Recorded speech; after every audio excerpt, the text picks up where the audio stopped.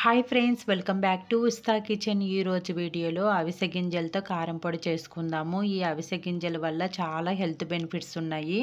వీటిలో ఫైబర్ ఎక్కువ ఉండడం వల్ల వెయిట్ లాస్ అవ్వడానికి చాలా బాగా ఉపయోగపడుతుంది. అంతేకాకుండా ఒమేగా 3 ఫ్యాటీ యాసిడ్స్ ఎక్కువగా ఉండడం వల్ల హార్ట్ ప్రాబ్లమ్స్ ఉన్న వాళ్ళకి కానీ, డయాబెటీస్ ఉన్న వాళ్ళకి, బ్లడ్ షుగర్ అందుకు తగ్గించడానికి చాలా బాగా ఉపయోగపడుతుంది.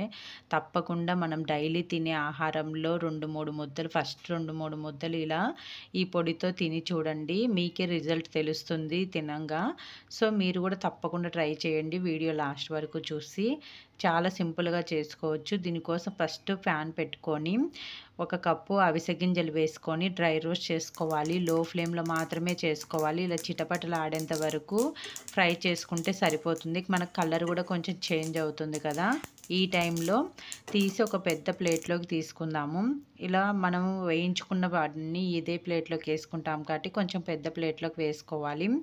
నెక్స్ట్ సేమ్ అదే కప్పుతోనే 1/2 కప్పు నువ్వులు వేసుకొని లో ఫ్లేమ్లో కలర్ చేంజ్ అయ్యేంత వరకు, చిటపటలు ఆడేంత వరకు ఫ్రై చేసుకోవాలి.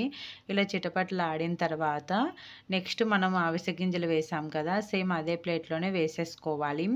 నెక్స్ట్ 1/2 కప్పు పల్లీలు వేసుకోవాలి. ఈ పల్లీలను కూడా లో ఫ్లేమ్లో మాత్రమే ఫ్రై చేసుకోండి.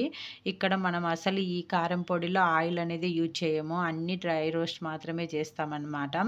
సో ఇలా కొంచెం కలర్ చేంజ్ అవ్వాలి. ఇలా కలర్ చేంజ్ అయిన తర్వాత ఈ పల్లీలను కూడా తీసుకొని సేమ్ అదే ప్లేట్లో వేస్తాము. సో ఇలా ఫ్రై అయిపోయినాయి కదా, సేమ్ అదే ప్లేట్లోనే వేసుకోవాలి.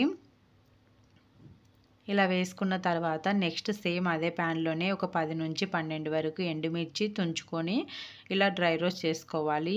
మీరు కారం పొడి వేసేపాటైతే మనం మిక్సీ పట్టుకునేటప్పుడు లాస్ట్లో వేసుకుంటే సరిపోతుంది. ఎండుమిర్చి వేసేపాటైతే ఇలా కొద్దిగా ఫ్రై చేసుకోవాలి. ఇలా కొంచెం కలర్ చేంజ్ అయితే సరిపోతుంది. ఇలా కలర్ చేంజ్ అయిన తర్వాత నెక్స్ట్ సేమ్ అదే ప్లేట్లోకి వేసేసుకోవాలి. నెక్స్ట్ సేమ్ అదే ప్యాన్లోనే ఒక గుప్పెడు కరివేపాకు నీట్గా వాష్ చేసుకొని తడి అందుకు ఏమీ లేకుండా వేసుకోవాలి. క్రిస్పీగా అయ్యేంత వరకు ఫ్రై చేసుకోవాలి. కరివేపాకు కూడా వల్ల కూడా చాలా హెల్త్ బెనిఫిట్స్ ఉన్నాయి. నేను ఇక్కడ కరివేపాకు కూడా కొంచెం ఎక్కువనే వేసాను. అది క్వాంటిటీ అనేది మీ ఇష్టము. సో ఇలా క్రిస్పీగా అయ్యేంత వరకు ఫ్రై చేసుకొని సేమ్ అదే ప్లేట్లో వేసుకోవాలి. నెక్స్ట్ 1 స్పూను శనగపప్పు, 1 స్పూను మినపప్పు వేసుకొని 2 మినిట్స్ ఫ్రై అయిన తర్వాత 1/2 స్పూన్ జీలకర్ర, చిన్న నిమ్మకాయ సైజ్ అంత చింతపండు వేసుకొని 2 సెకండ్స్ ఫ్రై చేస్తే మనకి ఇలా పప్పు అనేది కలర్ చేంజ్ అవుతుంది. ఇలా కలర్ చేంజ్ అయిన తర్వాత ఈ పప్పు దినుసులు కూడా తీసుకొని సేమ్ అదే ప్లేట్లోనే వేసేసుకోవాలి. ఇలా వేసుకున్న తర్వాత ఈ పప్పు దినుసులన్నీ పూర్తిగా చల్లారాలి. నేను ఇక్కడ పల్లీలను పొట్టు తీయకుండా వేసుకున్నాను. మీరు పొట్టు తీసే పాటైతే గిన మీరు పల్లీలను సపరేట్ తీసుకొని పొట్టు సపరేట్ చేసిన తర్వాత వీటిలో మిక్స్ చేసుకోవచ్చు. ఇలా పూర్తిగా చల్లారిన తర్వాత మిక్సీ జార్లోకి యాడ్ చేసుకోవాలి. యాడ్ చేసుకొని మీకు టేస్ట్ తగినంత సాల్ట్ యాడ్ చేసుకోండి. నేను ఇక్కడ 1 స్పూన్ వేసుకొని పల్స్ మోడులో మనం రోట్లో దంచితే ఎలాగైతే కొంచెంగా పప్పులో పలుకుంటుందో సేమ్ అదే విధంగానే మిక్సీ పట్టుకున్నాను. ఇలా పట్టుకున్న తర్వాత దీంట్లోకి ఒక 10-15 వెల్లుల్లి వేసుకోవాలి. వెల్లుల్లి వేయడం వల్ల టేస్ట్ చాలా బాగుంటుంది. ఇది మాత్రం మిస్ చేసుకోకుండా కంపల్సరీగా వేసుకోండి. ఈ వెల్లుల్లి అంతా బాగా కలిసే విధంగా ఒకసారి కలుపుకొని నెక్స్ట్ మళ్ళీ మిక్సీ పట్టుకోవాలి. మరీ మెత్తగా పట్టుకుంటే మీకు ముద్దలాగా అయిపోతుంది.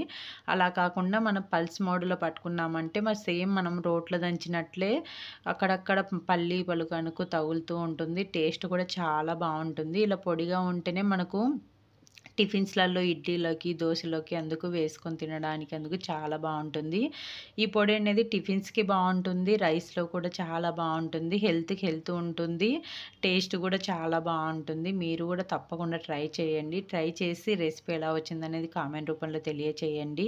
మీకు ఈ వీడియో నచ్చినట్టయితే మీ ఫ్రెండ్స్ అండ్ ఫ్యామిలీ మెంబర్స్కి షేర్ చేసి అదేవిధంగా ఇలాంటి మంచి మంచి వీడియోల కోసం మన ఉస్తా కిచెన్ ఛానల్ని లైక్ చేసి సబ్స్క్రైబ్ చేసుకోండి.